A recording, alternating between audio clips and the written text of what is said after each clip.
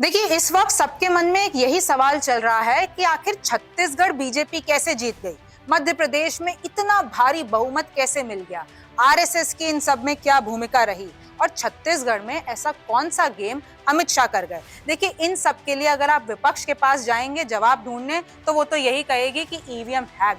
लेकिन आपको बता दूं, इसके पीछे बीजेपी के कई सीक्रेट प्लान हैं जो आपको आज रिमझिम के 5 पॉइंट्स में जान लेने चाहिए। तो देखिए, खुल गया बीजेपी का सीक्रेट प्लान। दक्षिण उत्तर पर बवाल क्यों, सोशल मीडिया पर एक नई डिबेट छिड़ गई है, उसके बारे में भी मैं आपको बताऊंगी। तो पहला है, मध्य प्रदेश में बीजेपी को प्रचंड बहुमत कैसे मिल गया। दूसरा है कि छत्तीसगढ़ को कांग्रेस से कैसे चुपचाप छीन गए अमित शाह। तीसरा है, राजस्थान में कैसे चौंका देगा ये सीएम चेहरा। चौथा है, बीजेपी कांग्रेस के बीच कैसे बट गया है भारत की, एक तरफ दक्षिण एक तरफ उत्तर। पांचवा है, कांग्रेस को 24 के लिए क्या करना होगा। तो देखिए, अगर अभी तक आपने 5 राज्यों का नतीजा नहीं देखा हो तो मेरे पास अपडेट है। आज मिजोरम के नतीजे थे। देखिए, जेडपीएम वहां की जो पार्टी है उसने 27 सीट्स जीत ली हैं। एमएनएफ जो कि एनडीए के साथ थी उसने सिर्फ 10 सीटें जीती हैं। बीजेपी ने 2 तो कांग्रेस ने 1। अब देख लीजिए मध्य प्रदेश में बीजेपी को मिल गई है 163, कांग्रेस के पास आई है 66 और बाकी के पास 1।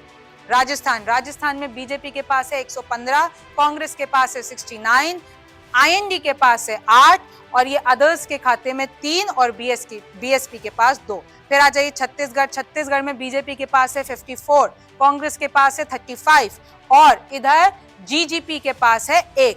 तेलंगाना में कांग्रेस के पास है 64, बीएचआरएस के पास है 39, बीजेपी के पास है 8, एआईएमआईएम के पास है 7 और सीपीआई के पास है 1। तो सबसे पहले सवाल का जवाब ले लीजिए कि मध्य प्रदेश में बीजेपी को प्रचंड बहुमत आखिर कैसे मिल गया और अब इसमें कांग्रेस को क्या सीख लेने की जरूरत है। क्या आपको पता है कि मध्य प्रदेश में आरएसएस ने 3 महीनों के अंदर 1 लाख से ज्यादा मीटिंग की। ये इतिहास में किसी भी विधानसभा चुनावों की सबसे ज्यादा बैठकें हैं और संघ के कई नए चेहरे भी इस बार जीते हैं। चुनाव के दौरान हर घर में जाकर अपनी गाड़ियों पर बिठाकर आरएसएस के लोगों ने वोट दिलवाए हैं। महिलाओं ने मिलकर तीनों राज्यों में मोदी के चेहरे को जिताया है। आदिवासी, एससी और एसटी जातियों ने मिलकर मोदी को जिताया है। इसका मतलब राहुल गांधी का जाति जनगणना की हवा फेल हुई और मोदी की 4 जातियां जो कि है महिला, युवा, गरीब और किसान, वो काम कर गई।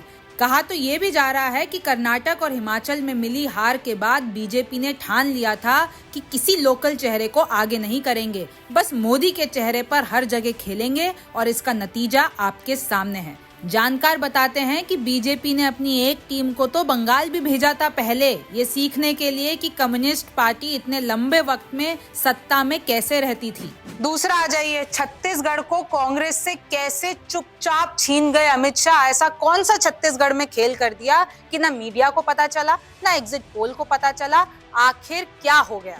जानकारों का ये कहना है कि बीजेपी ने कांग्रेस और मीडिया का पूरा ध्यान मध्य प्रदेश और राजस्थान पर लगाए रखा, लेकिन किसी को पता नहीं चला कि कैसे अमित शाह ने छत्तीसगढ़ में पूरा दम लगा रखा है, लेकिन एकदम साइलेंट तरीके से। ज्यादा शोर नहीं मचाया जीतने का और नतीजा ये निकला कि कांग्रेस को ओवर कॉन्फिडेंस ले डूबा और अमित शाह का सीक्रेट साइलेंट प्लान कमाल कर गया। ज्यादातर आदिवासियों को अपनी तरफ लाने में अमित शाह कामयाब हुए। अब बस पेंच फंसा है तो सीएम चेहरे पर। अंदर खानों में 6 नाम की चर्चा है। अरुण साव जो कि छत्तीसगढ़ बीजेपी के अध्यक्ष हैं, आईएएस अधिकारी ओपी चौधरी, विजय बघेल, डॉक्टर रेणुका सिंह या फिर पुराने सीएम रमन सिंह। और एक झटका सुनिए, डिप्टी सीएम टीएस सिंहदेव हार गए, अब कहीं बीजेपी के पास तो नहीं चले जाएंगे। वैसे भी वो भूपेश बघेल से नाराज ही रहते हैं। वैसे बीजेपी के 2 बड़े दाव छत्तीसगढ़ में महतारी योजना, जिसमें 12,000 रुपए की सहायता का वादा किया गया, और कांग्रेस के बघेल को घेरने के लिए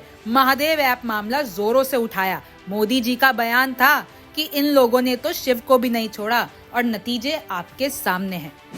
अब तीसरा आ जाइए, राजस्थान में कैसे आप सभी को चौंका देगा सीएम चेहरा। इतने सारे नाम सामने आ रहे हैं, सबको लग रहा है मोदी जी एक नया चेहरा निकालेंगे, लेकिन मैं आपको कुछ नाम बता रही हूँ जिसपे अभी राजनीतिक गलियारों में बातें चल रही है और इस पर बीजेपी फिलहाल फंसी हुई है। देखिए, राजस्थान में रिवाज तो कायम होना ही था और बीजेपी ने भी पूरी ताकत लगा रखी थी, लेकिन असल परीक्षा तो बीजेपी की अब होने वाली है। आखिर सीएम किसको बनाएगी? दो नए नाम सामने आ रहे हैं। ओम प्रकाश माथुर गुजरात और यूपी के प्रभारी रह चुके हैं, राजस्थान के राज्यसभा सांसद हैं, संघ के प्रचारक भी रह चुके हैं और पार्टी में बहुत ही बढ़िया इमेज है। दूसरे हैं ओम बिरला, जी हाँ, अभी जो लोकसभा अध्यक्ष हैं और राजस्थान के कोटा से आते हैं। राजस्थान में लिस्ट और बागियों को मनाने में इनका अहम रोल रहा।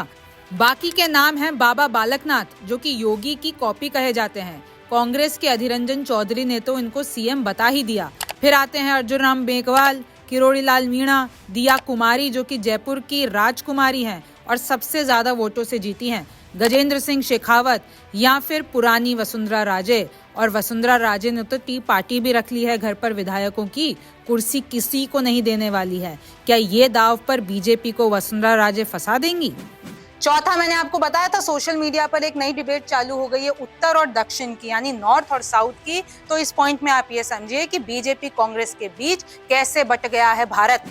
सोशल मीडिया पर नई डिबेट चालू हो गई है कि अब नॉर्थ तो बीजेपी का हो गया है और साउथ कांग्रेस का हो गया है, क्योंकि ये मैप देखें तो नॉर्थ के राज्यों में हिमाचल को छोड़कर सब कुछ भगवा हो गया है और साउथ में बीजेपी के पास एक भी राज्य नहीं है, पर कांग्रेस के पास अब 2 राज्य हैं, तेलंगाना और कर्नाटक। तमिलनाडु में भी गठबंधन सरकार है और आंध्र प्रदेश में भी अब हवा चलती दिख रही है कांग्रेस की। दक्षिण की बात करें तो 6 राज्यों में 130 लोकसभा सीटें हैं, जिसमें से फिलहाल बीजेपी के पास 29 सीटें हैं, 7 राज्यसभा सांसद हैं, इसके अलावा 77 विधायक हैं। 2019 के लोकसभा चुनाव में बीजेपी को बम्पर जीत तो मिली, लेकिन दक्षिण के कई राज्यों में खाता तक नहीं खोल पाई। तीनों राज्यों में बीजेपी की शानदार जीत के साथ पार्टी की एनडीए गठबंधन समेत कुल 17 राज्यों में सरकार हो गई है, 12 राज्यों में खुद की सरकार है। और पांचवा सवाल कि अब इन 3 बड़े राज्यों की हार के बाद कांग्रेस को 24 के लिए क्या ऐसा करना होगा, कांग्रेस के रणनीतिकारों को क्या ऐसा करना होगा कि एक स्ट्रॉन्ग फाइट बीजेपी को 2024 के लोकसभा चुनाव में दी जा सके। सबसे पहले तो कांग्रेस को अपने ही दिग्गज नेताओं की लड़ाई खत्म करानी होगी। राजस्थान में गहलोत और सचिन पायलट की लड़ाई इनको ले डूबी।